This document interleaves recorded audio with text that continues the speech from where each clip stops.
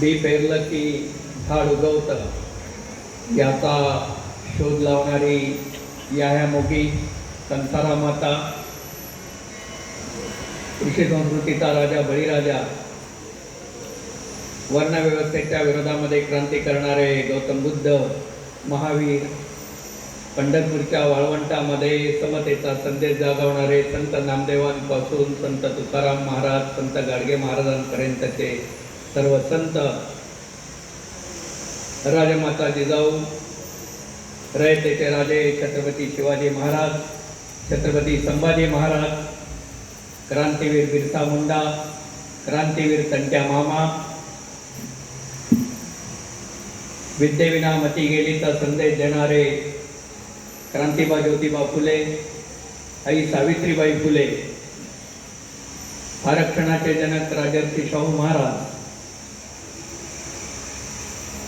समतेसाठी लढणारे लोकशाही क्रांतीचे उद्गाते डॉक्टर बाबासाहेब आंबेडकर आणि अखंड क्रांतिकारक असणारे क्रांतिसिंह नाना पाटील या सर्व ज्ञात अज्ञात हुतात्म्यांना मी अभिवादन करतो।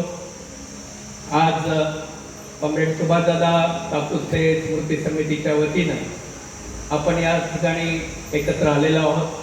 आज मंचावर उपस्थित असणारे आमचे मित्र आणि नुकतेच साक्रीचे उपनगराध्यक्षपदी विराजमान झालेले ॲडव्होकेट गजेंद्र भोसले सर, कामगार नेते आणि कॉम्रेड सुभाषदादांबरोबर काम केलेले त्यांचे सहकारी, आपल्या तालुक्याचे सुपुत्र कॉम्रेड अशोकदादा भांबरे, कॉम्रेड न्यायमूर्ती जे.टी. देसले साहेब आणि हा कार्यक्रम होण्यासाठी ज्यांनी पुढाकार घेतला ते कापूसे दादांचे आणि आमचे मित्र अंगणवाडी पतसंस्थेचे संस्थापक Narendra Tarone sir, B.M. Bhambare sir, Kapuse दादांवर प्रेम करणारे या ठिकाणी मालेगाववरनं त्यांचे मामे बंधू आले दिनेशजी ठाकरे आणि दादांच्या परिवारातले सर्वच जण। आज ज्यांनी कार्यकर्त्यांना प्रोत्साहनपर पुरस्कार दिला ते दादांचे सर्व जावई, तिघही जावई आणि तिघही कन्या, त्यांचे चिरंजीव आणि त्यांचे पुतणे म्हणजे सागर कापूसे, राकेश कापूसे, कन्हैया कापूसे, सर्व कापूसे परिवार हा या ठिकाणी उपस्थित आहेत आणि तालुक्यातलेही बरेच मान्यवर या ठिकाणी आहेत। या सर्वांच्या उपस्थितीत आपण असं ठरवलं की आपण ज्ञानेजी महाराज सरांना कॉम्रेड सुभाषदादा स्मृतीनिमित्तचा पहिला पुरस्कार हा द्यायचा आणि त्या निमित्तानं झालेल्या बैठकीमध्ये माझ्यावरती जबाबदारी देण्यात आली की या समितीचं अध्यक्षपद आपण घ्यावं। आता मी असं म्हणलं की तसा वयाने मी लहान आहे, आत्ताही महाराज सरांनी मला विचारलं की तुम्ही अध्यक्ष आहात आजच्या कार्यक्रमाचे, तर मी म्हटलं मी तुमच्यापेक्षा वयाने लहान असूनही ही जबाबदारी माझ्यावर या समितीने टाकलेली आहे आणि जे.टी. देसले सर त्यावेळेस परदेशात होते म्हणून मी तोरणे सरांना म्हणलं की तुम्ही या समितीचं अध्यक्षपद घ्या।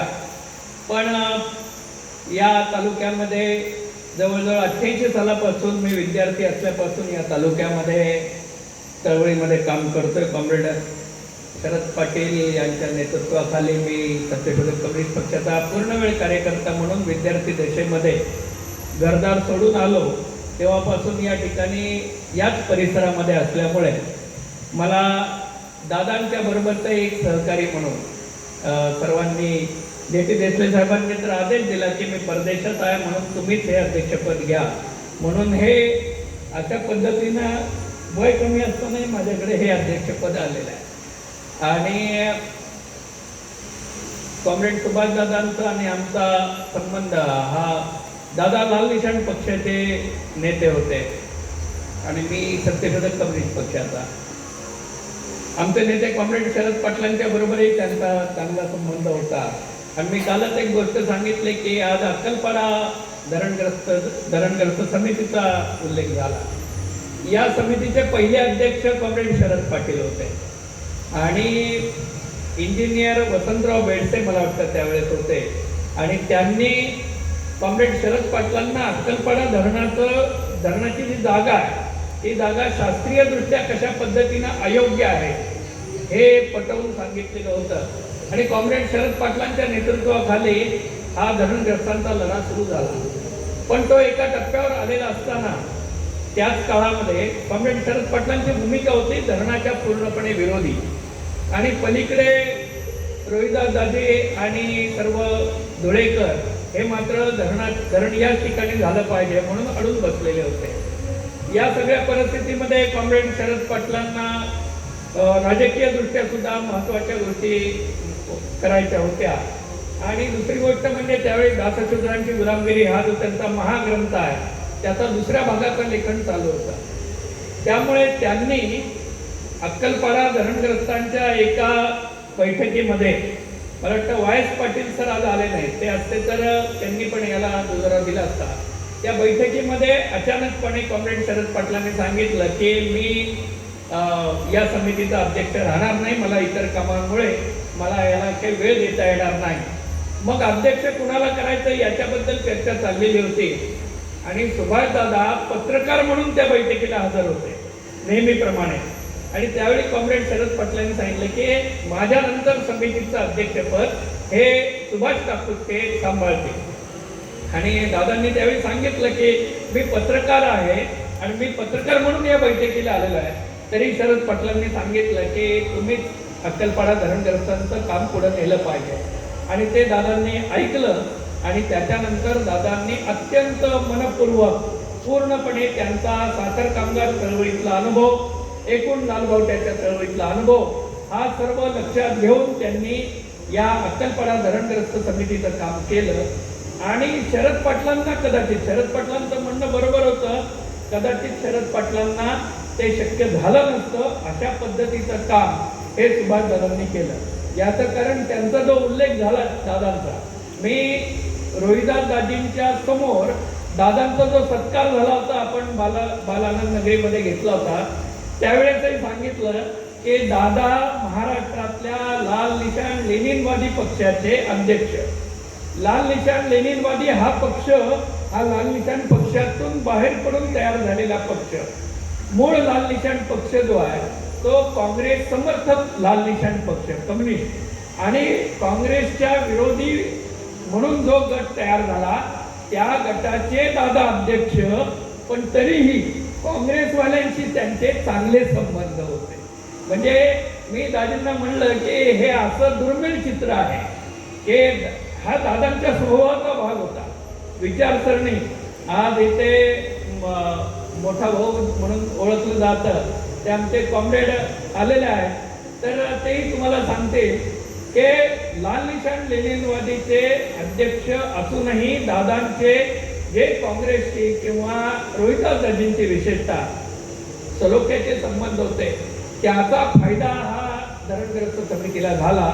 आणि म्हणून महाराष्ट्रामध्ये कुठंही झालं नाही अशा पद्धतीचं अक्कलपाडा धरणग्रस्तांचं पुनर्वसन हे झालेलं आहे. आणि ही संपूर्ण साक्री तालुक्यालाही अभिमानाची गोष्ट आहे. दुसरी महत्वाची गोष्ट दादांच्या बाबतीमध्ये, आणि हे झालं अक्कलपाड्याचं, साखर कारखान्यांच्या बाबतीमध्ये भाई एन डी पाटील सरांनी एका बैठकीमध्ये तासगाव कारखाना जो आहे तो कारखाना कमी किमतीला विकण्याच्या बद्दल एक चर्चा सुरू होती, आणि त्या ठिकाणी तो विकला जाऊ नये म्हणून एक आंदोलन हे भाई एन डी पाटील सरांनी सुरू केलं. आणि त्यानंतर त्या बैठकीवरनं आम्ही परत आलो. रात्री मला भाई एन डी पाटील सरांचा फोन आला, अरे किशोर सुभाष काकुस्तेंचा नंबर मला पाठव ताबडतोब. म्हणलं काय सर कशासाठी? म्हणे तासगाव कारखान्याच्या संदर्भामध्ये मी आंदोलन करतोय आणि साखरी कारखाना आहे त्या ठिकाणी वाचवण्यासाठी जो प्रयत्न केलेला आहे सुभाष काकुस्तेंनी, त्यामुळे मला त्यांचा सल्ला घ्यायचा.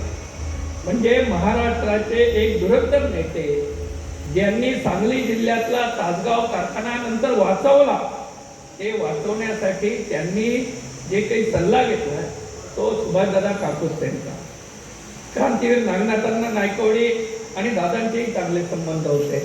हे महाराष्ट्रातले जे मान्यवर डाव्या विचारांचं नेतृत्व करत होते, डाव्या विचारांची चळवळ पुढे नेण्यासाठी प्रयत्न करत होते, त्यांच्या सर्वांशी दादांचे चांगले संबंध होते.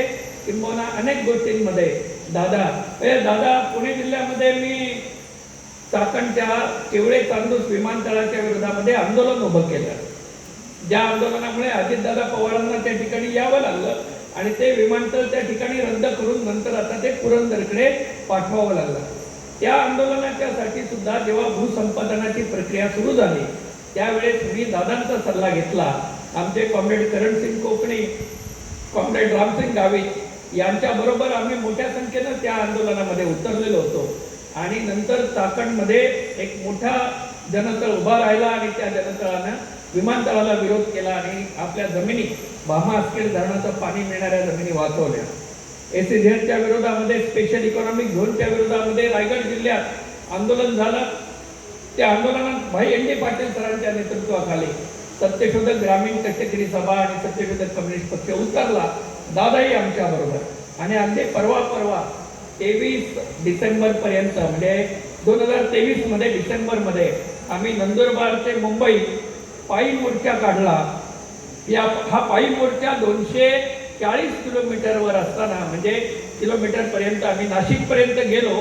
त्या ठिकाणी आम्हाला अडवण्यात आलं आणि मग चर्चेची जी पहिली फेरी झाली त्या फेरीमध्ये आम्हाला गाडीत घालून त्यांनी नागपूरपर्यंत नेलं. त्यावेळेस मी दादांना म्हणलं की दादांची तब्येत बरी नव्हती, तर दादांना म्हणलं तुम्ही चला बरोबर. पहिल्या फेरीच्या वेळेस दादा आले आणि त्यांनी चर्चेमध्ये भाग घेतला. त्यांच्या ज्ञानाचा आणि अनुभवाचा आम्हाला सातत्यानं उपयोग झाला. साहेबराव दादा कुवर सांगतील की सातत्यानं आम्ही बरोबर असायचो. 24 तास आम्ही सतत बरोबर असायचो, चळवळीचा विचार करायचो. दादा प्रत्येक गोष्टीमध्ये अनेकदा सल्ला माझ्यावरती जेव्हा 5 जिल्ह्यातून हद्द